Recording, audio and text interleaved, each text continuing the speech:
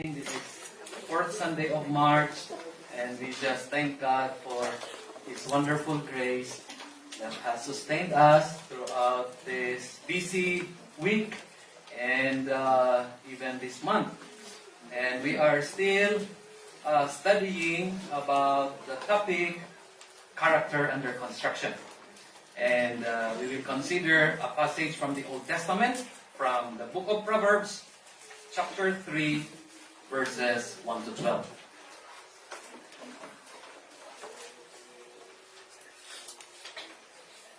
When a person dies, there is something in him or her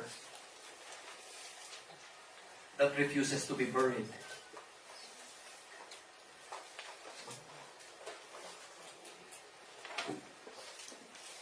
So that when the mourners would return from the cemetery and go back to their respective homes, this something in that person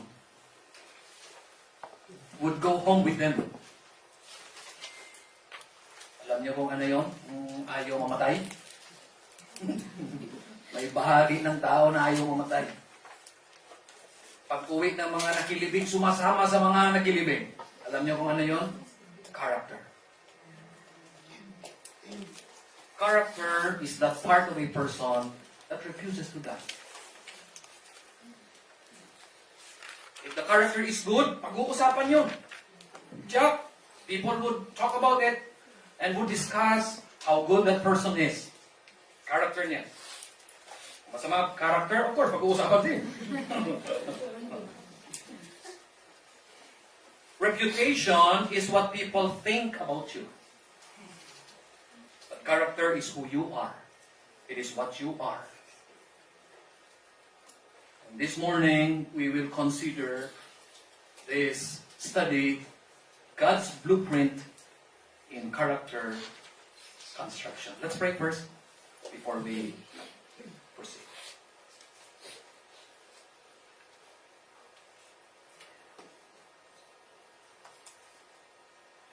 Father, we realize again how blessed we are.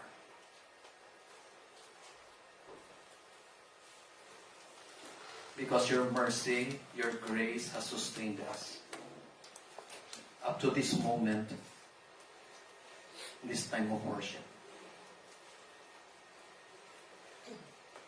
You have seen our struggles and our pains, our heartaches, our failures, our inabilities. And yet, Lord, you have not given up on us. Time and time again, your Holy Spirit has stood beside us to comfort us, to strengthen our hearts. Time and time again, your Son, the Lord Jesus Christ, defends us, being our advocate. Time and time again, you, O God, are always there to give us purpose and guidance, to give light in our path, to show us the way. We thank you for your goodness. We thank you for your tender mercy. We worship you, dear God, today. Not just because you have commanded us to do it, but this is one way that we can express how big, how great you are in our lives. We can say thank you for all that you have done, for all the blessings that you have given us beyond our expectations. We thank you, dear God. We thank you for the circumstances that you have allowed us to experience. Though there are times when we didn't understand the reason why you have allowed it. But Lord, we continue to trust in your wisdom. Nothing escapes your attention, dear God. You know everything. And you have promised in your word that all things would work together for those who love you. Father, this morning, we come before you, Lord, acknowledging once again our helplessness in all things. Our wisdom, our knowledge, our strength, everything is limited. We need you, Lord, in our daily lives.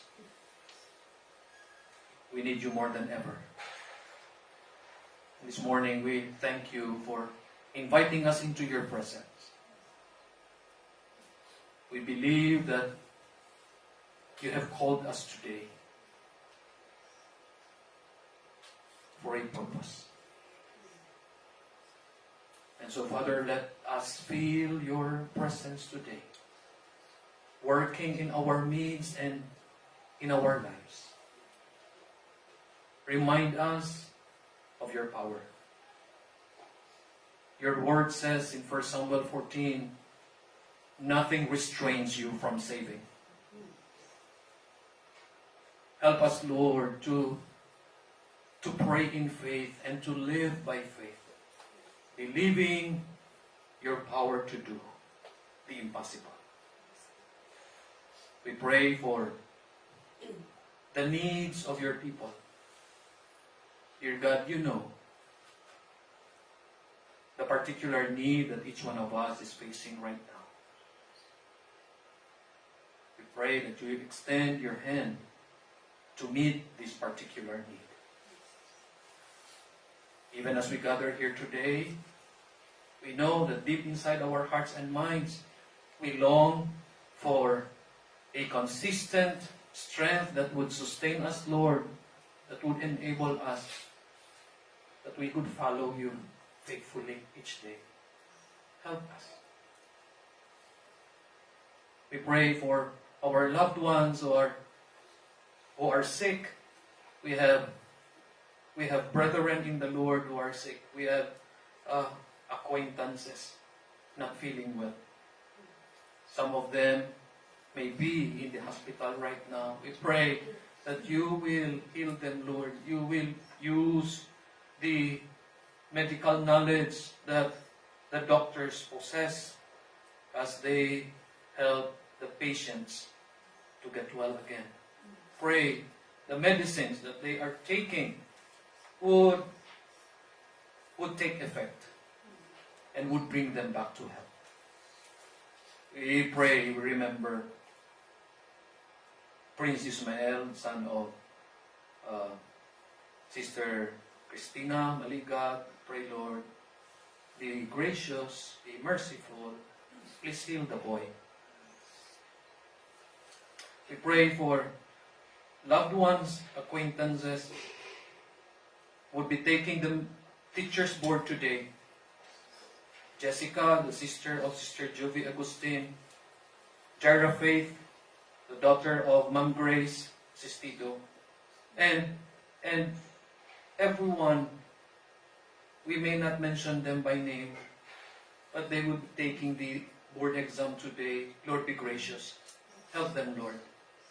Remind them to get their sufficiency in you. Help them, Lord, to be confident in your power to help. Father, we pray for our country. The passage that has called us to worship reminded us to pray for the peace of Jerusalem. But our country is in need of peace too. Father, we pray for peace for the Philippines. Your word has commanded us in 1 Timothy chapter 2 to pray for kings and for those who are in authority. We pray for our leaders. Oh God, give them wisdom and discernment Remind them, Lord, to rule well. We pray that you will spare our country from so much turmoil that would affect lives. We pray, Lord, that you intervene. We even pray that you will bless the upcoming elections. We ask for a peaceful election. We pray for brethren. We pray for loved ones and acquaintances running for office. Dear God, you know their hearts and their intentions to serve. Pray that according to your will,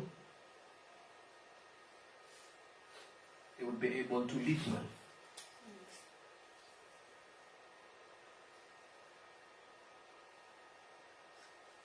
We pray for each one of us who also have personal struggles. We have been through struggles, Lord, with seeming impossible situations and circumstances. Oh God, we look up to you. You are the God of the impossible. We look up to you and we ask, please, according to your will, do what you want to do. And bring our hearts closer to you, Lord, believing that in the end, you will make all things right. You will make all things beautiful in your time, in each of our lives. Help us to wait. Help us to trust you.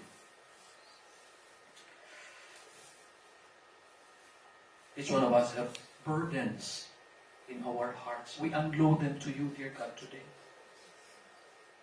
We know that you are listening to our prayers. Oh God, please bless your people. Bless our visitors, those who are here today for the first time. Please, Lord, give your grace. We would want to honor you, Lord, in our worship service today. And so turn our eyes upon Jesus, please, so that all that we can see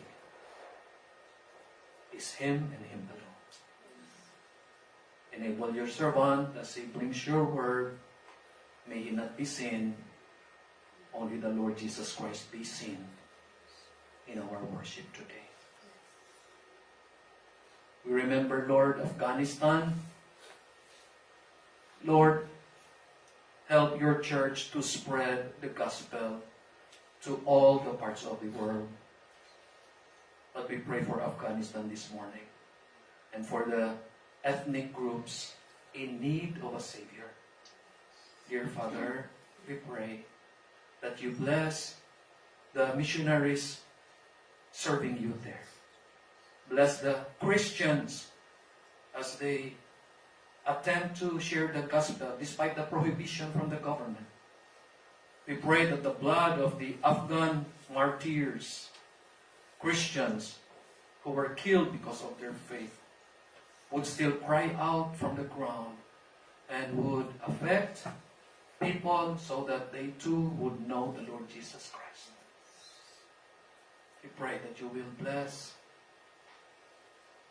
the 1040 window. Pray that you would bless the countries who are yet to hear the gospel for the first time. The ethnic groups, the tribes who have not yet heard about Jesus. Help us, Lord, to spread your word. Help us to live the gospel in our daily lives. Bless our church, dear God. Bless our ministries. The training classes, the evangelism seminars. We pray that you will use this, Lord, to enable your people, enable us to share the gospel with confidence and with conviction. Father, we pray that you bless our time with your word.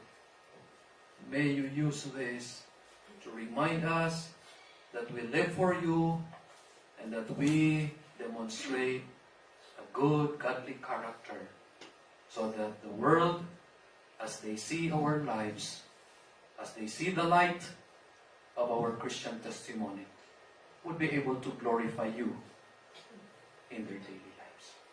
Be with us now in Jesus' name. Amen. Godly character in the life of the believer is an essential part for his Christian life and work. Mahalaga po ang godly character.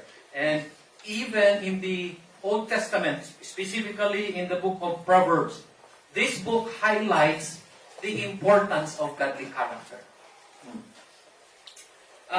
The book of Proverbs, most of it was written by Solomon when he was still 40 or 45 years old. Bata pa siya nang sinulat niya ito.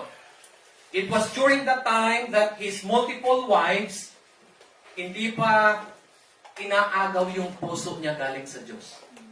Because it said in 2 Kings, the time came when his 700 wives and 300 concubines turned his heart away from the Lord. Before they did, he wrote these Proverbs. Napansin po ninyo probably that the addressee in most of his writings here in the book of Proverbs, he called his addressee my son. Look at chapter 1, verse 8, and verse 10, chapter 2, verse 1, chapter 3, verse 1. My son. Now we may ask, sino itong my son na ito? Many believe that this was Rehoboam, his firstborn son. Si Rehoboam, siya po he was the son who eventually replaced Solomon on the throne. But sadly, during his reign, the kingdom of Israel was divided into two. It has been said that Rehoboam was 15 years old when he received this set of instructions from his father. Now, our study this morning would center on the design of God, how we develop godly character. There is a way how to do it. And the instructions are very clear. And if you would just follow the instructions of God, He would give His blessings. Have you noticed, mga kapatid, that in verses 1 to 12, the instructions are given alternately with promises of blessings. And so to summarize our study this morning, let me say this. That God commands in His Word, that we must develop good character. And He promises blessings if we do. The development of godly character is not optional. It is expected and required from all of us. Pero hindi tayo talo. Because when we do develop godly character, God has promised blessings. Ibigyan niya tayo ng kanyang biyaya if we will develop good and godly character in our lives. Let me share with you 4 practical observations from the passage that we have read a while ago. 4 lang, at maiikli lang po ito. I would want to start with this first practical observation, and it is this. Our character is developed in obedience to God's word. That is the first. Character is developed in obedience to God's word. Notice here verses 1 and 2, brethren, it says, My son, forget not my law, but let not thine heart keep my commandments. For length of days and long life and peace shall they add to thee. Notice here first that Solomon gave an advice to his son. But he begins that advice with a warning. We seldom hear advices that start with a warning. Hira ka makarinig ng advice that starts with a negative. But here in verse 1, It is one example of that. Forget not my law. Forget not my law. What does it mean? To not forget does not simply mean a mental exercise of memory. Sometimes when you go to the market and you will buy some things, you have a mental list of what to buy. Bok choy, choy sam, etc., etc. But sometimes when you return, you miss one. And then you would say, memory ka. To not forget does not simply mean a mental exercise of remembering. The phrase here, not forget, means to obey the Word of God.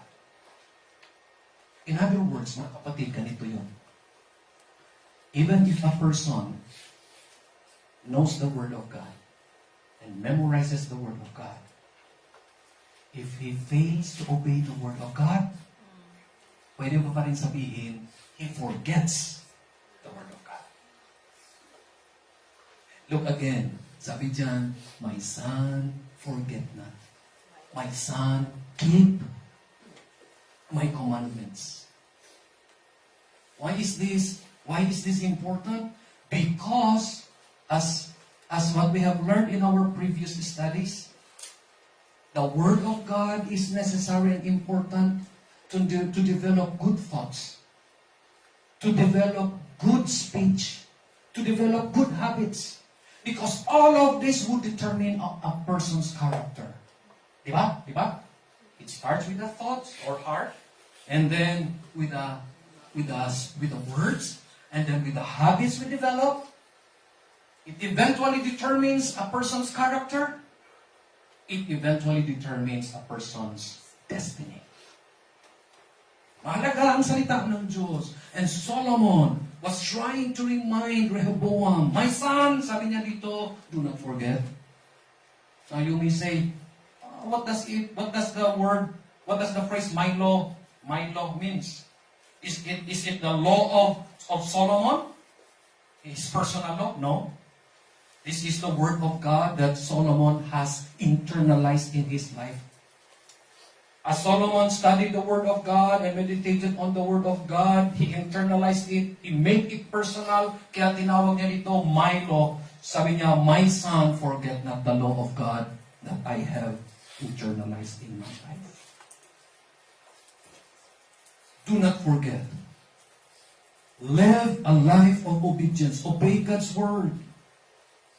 Not just to reform a life, but to transform it. And that is the idea here.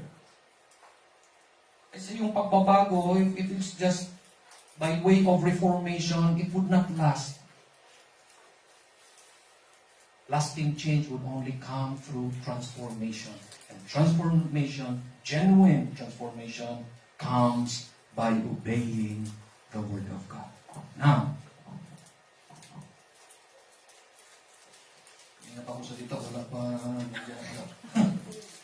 don't forget. Look at the promise. Look at the promise. Verse 2.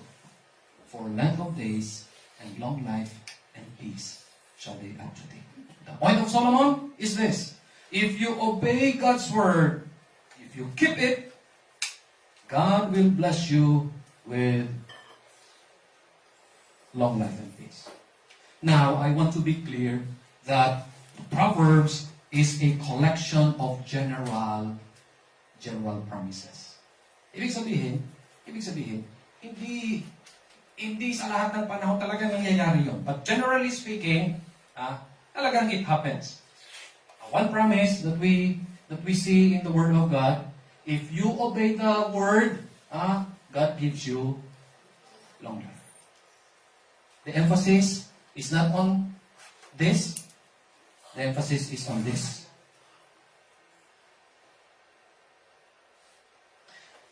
Aanhin mo ang long life kung walang peace.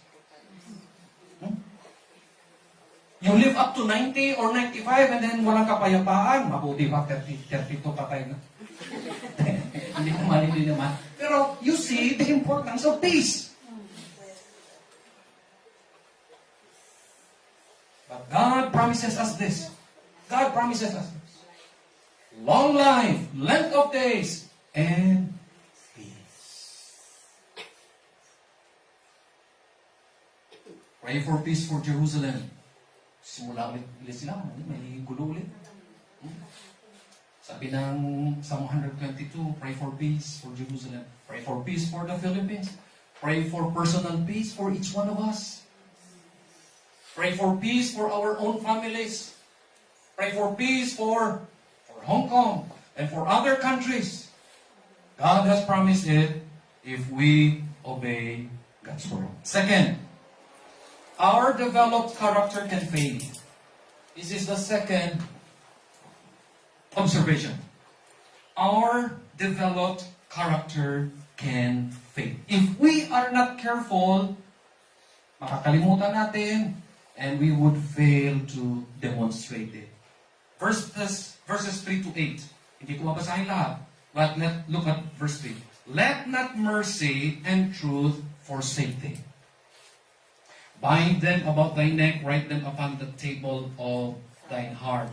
Verse 5. Trust in the Lord with all thine heart, and lean not unto thine own understanding. Verse 7. Be not wise in thine own eyes, fear the Lord, and depart from evil. First, we consider here the character developed. At dito, sa verses 3 to 8, may tatlo tayo na character qualities that we can identify. First, we see mercy or kindness. God wants us to develop and demonstrate kindness. A kind of kindness, as Solomon expounds on this, sabi sa, follow with your eyes, sabi sa verse 27 and 28, this is one example of kindness. Sabi John, chapter 3 pa rin tayo ha, verses 27, 28. Withhold not good from them to whom it is due, when it is in the power of thine hand to do it. Say not unto thy neighbor, go, and come again, and tomorrow I will give, when thou hast eat by thee. One example of kindness is this. If God has presented you with an opportunity to be kind, grab it and demonstrate kindness. Sabi dito, huwag mong pauwiin yung nangangailangan ng tulong. If you have something to help, huwag mong pauwiin, sabihin mo, balik ka lang bukas, tutulungan kita bukas. If nandiyan na naman lang sa iyo yung itutulong mo. Verses 27 and 28. We need to continually develop this, otherwise, this character would fail. May mga tao, kind noon, ngayon hindi. Another character trait, faithfulness. That is another word for truth. Sabi sa verse 3, let not mercy and truth forsake thee. Faithfulness. May mga tao na faithful noon, ngayon hindi.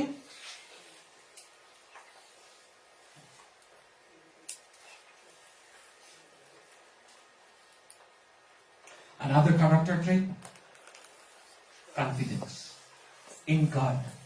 Trust in God. Look at verse 5. Trust in the Lord with all thine heart. There are people na noong unang panahon, they wholeheartedly trust God. Pero ngayon, hindi na. They trust other things and they trust other people.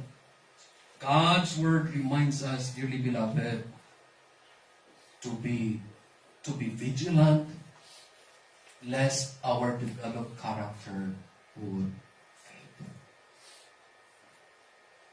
Sana hindi natin papayagan that these godly character traits would be forgotten sa mga buhay natin. And so how does Solomon illustrate this? Look at verse 3 again. Bind them about thy neck. Keep it near to you. Kindness, faithfulness, confidence in God, keep it near to you. Do not allow circumstances to take this from you. Write them upon the table of thine heart. Last part ng verse 3. I like the picture of this. Writing them upon the table of thine heart. Lahat tayo nakapunta sa sementeryo. Yes? Napansin ninyo na ang lapida na walang carving ng pangalan, pinintahan lang, after several months ng ulan-init, nabubura pangalan. Pero ang lapida na inukit yung pangalan sa kapinintahan, tumatagal yung pangalan. R.I.P. Magbabasa mo. And this is the idea. You etch it in your heart and life. This godly character, carve it, write it in the table of your heart so that you will not forget. Kasi makakalimutan natin ito. Ito lang, trusting the Lord with all our. Oh, many of us, if not all of us, know this verse. But let me ask you this. When was the last time that you have trusted God with all your heart? When was the last time?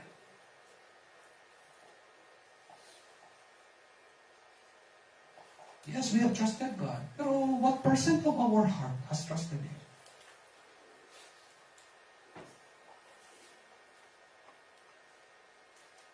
I'm looking at you this morning. Lahat kayo. Nakaupo kayo, your full weight, you have placed sa upuan ninyo. Hindi kayo naupo na kalahati lang napuwit ninyo yung nasa upuan. Yung kalahati, kalahati bitay.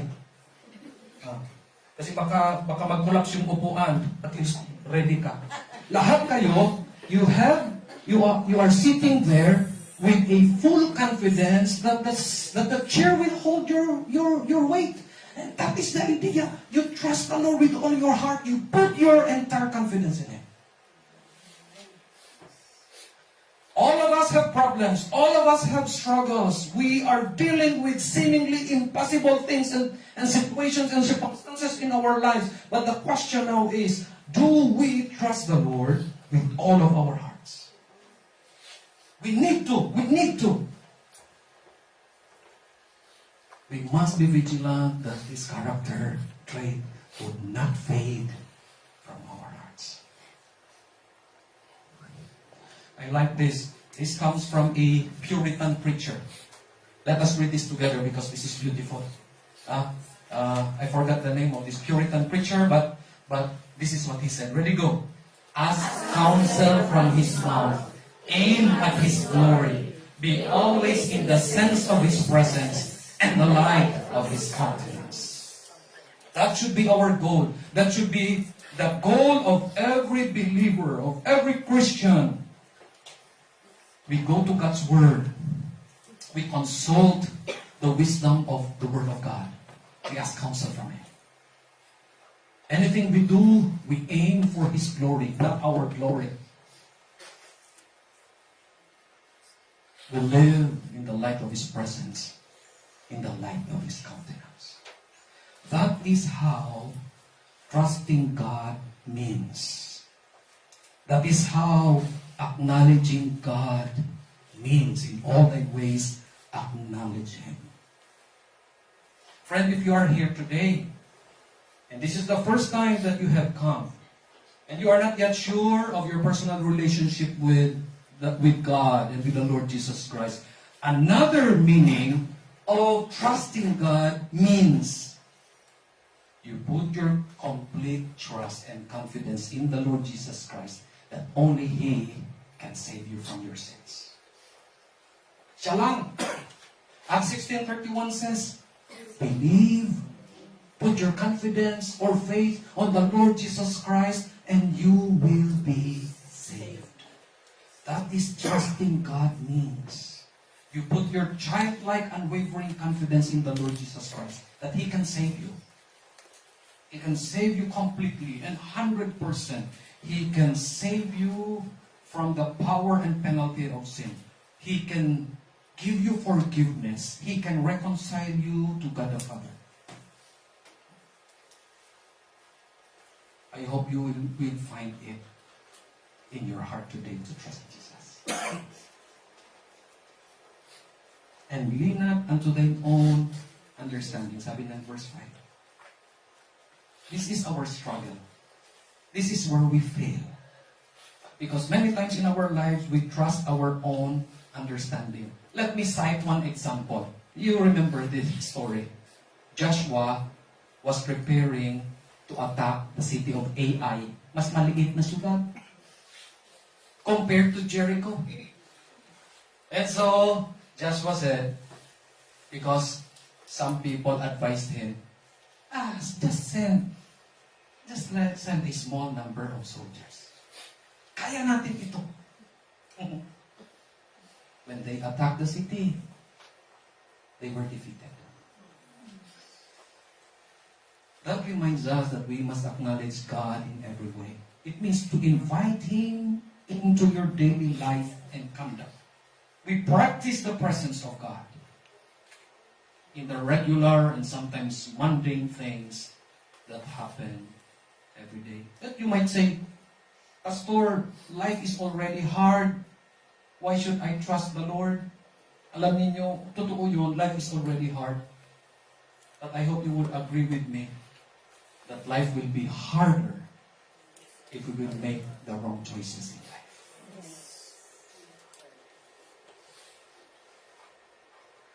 That's why we need wisdom, and we need to ask wisdom and discernment. Election is coming into Philippines.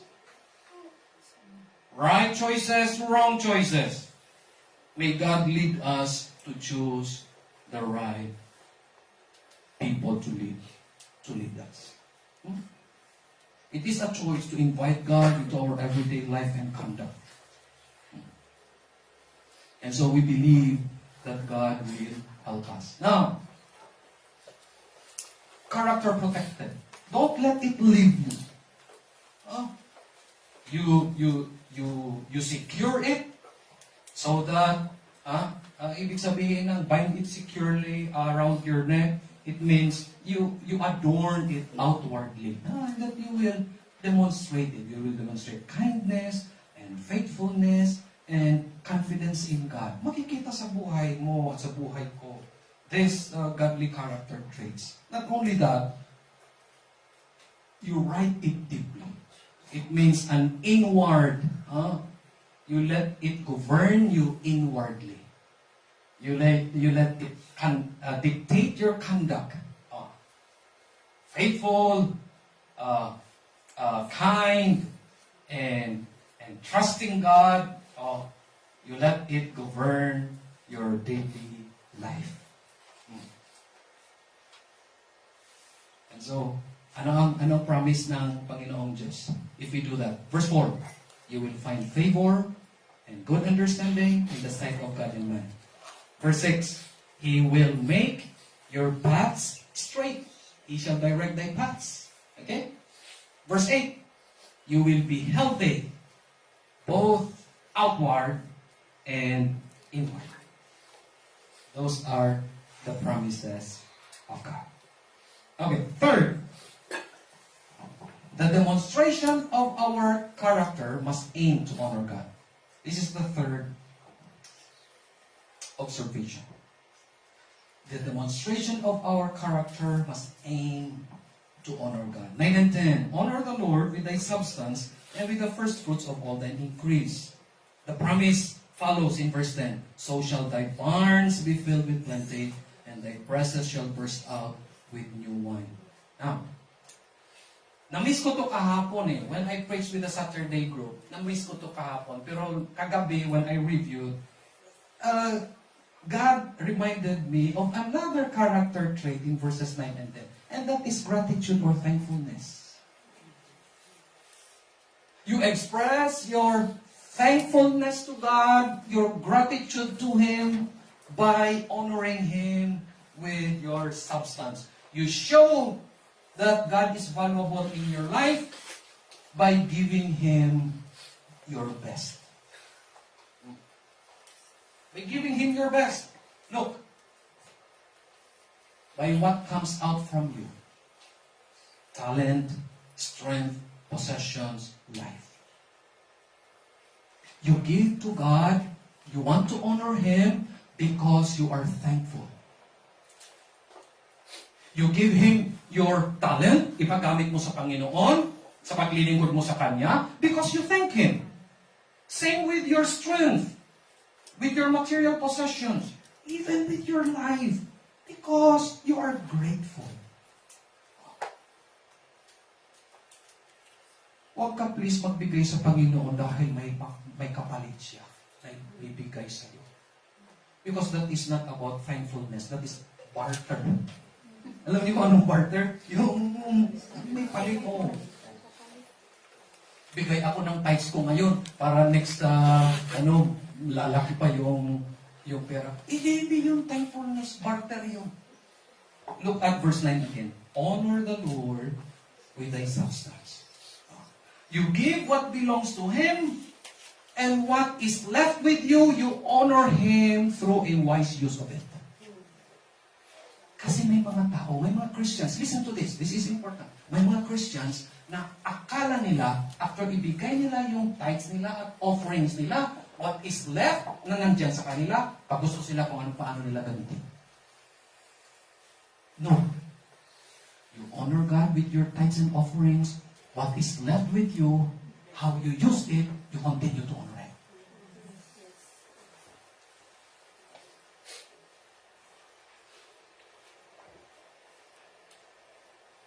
And so, this is the promise. Nakita niyo yun? Sige lang, sa sunod lang. Receive God's blessings. Receive God's blessings. Sabi dyan, sa verse 10, so shall thy barns be filled with plenty, and thy presses shall burst out with new wine. Receive God's blessings. And the assurance is this, God is the giver of unlimited resources. Siya ang pinanggagalingan ng lahat. Siya.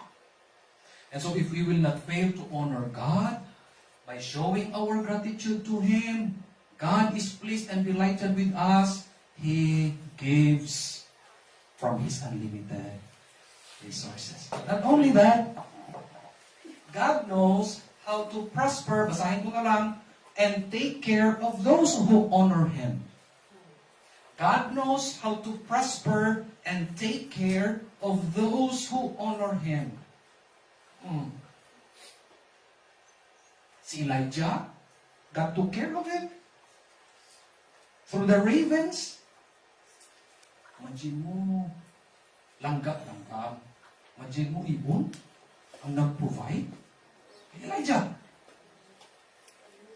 Because God knows how to take care of those who honor Him. And finally, the retention of character requires God's discipline. And I want to bring your attention now to verses 11 and 12. My son, despise not the chastening of the Lord, neither be weary of His correction. For whom the Lord loveth, He correcteth, even as a father, the son in whom He delighteth. Let me share with you. May hard lessons talaga. But we must be willing to receive the hard lessons. Look at verse 11. Despise not the chastening of the Lord. It means, do not be discouraged. When difficulties come, when struggles come, do not be discouraged. Do not cut short the lessons. Walang shortcut. Kasi kapag shortcut, hindi matatapos yung lesson that God wants to teach you. Lord, yung alphabet ng trial sa buhay ko, pwede A to D lang. Yung letter A to Z, sa langit ko na lang pag-aaralan. Walang shortcut. And so, be willing to go through that discipline of God. There is something negative. May negative tayo na iniisip dito. Akala natin yung discipline ginagawa labas ng pagmamahal. And maybe you can say that because you have a father na disciplinarian pero nagdidisiplina siya walang pagmamahal. There are people in the world who experience paternal discipline na hindi nila dama yung pagmamahal ng ama. We heard of stories, ilalagay sa sako, itatali sa may langgam, ipaluluhod sa mundo or sa asin. Oh. Without the element of love. May mga kwento tayo na narinig. But listen. When God does discipline us, He always does it in love. Huh? Hebrews chapter 12. We have no time to read that anymore. Pero yan ang sabi ng Hebrews 12. Whom the Lord loves, He corrects, He chastens. And of course, at the start, to be disciplined by the Lord is not a pleasant experience. But eventually, it results in the peaceable fruit of righteousness being developed in our lives. And so, let us remember the assurance of God. He loves whom He disciplines. Paluin man tayo ng Panginoon, it is for the purpose of developing godly character in us. Remember this, that He loves you, He loves me. That's why He disciplines us. And when we develop godly character, He finds delight in us, and He gives His approval of us. Oh, these are wonderful words. These are wonderful words. Na kapag paluin tayo ng Panginoon, may pagmamahal pa rin. And when we continue to develop godly character, He takes delight in us. And He approves of us. This is the blueprint from God's Word on how to develop Christian character. Now, I want to close with this. I think it was 2 weeks ago. It was 2 weeks ago when the result of a survey done in the span of 10 years. Yan ang ibig sabihin ng decennial. Yung survey na ginagawa every 10 years. From 2014 to 2024, ginawa itong survey na ito, Religious Landscape Survey, ang gumawa, Pew Research Center. 396 pages ang haba ng survey na ito. Ibigay ko lang sa inyo yung salient points niya. Sabi ng survey, for every non-believer who becomes a Christian, 6 Christians become agnostics.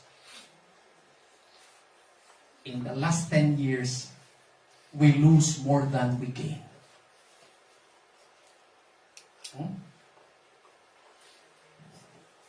This happens in the US, pero alam natin whatever happens in the US, nagiging trend eventually around the world. For every non-believer who becomes a Christian, 6 Christians tumatalito.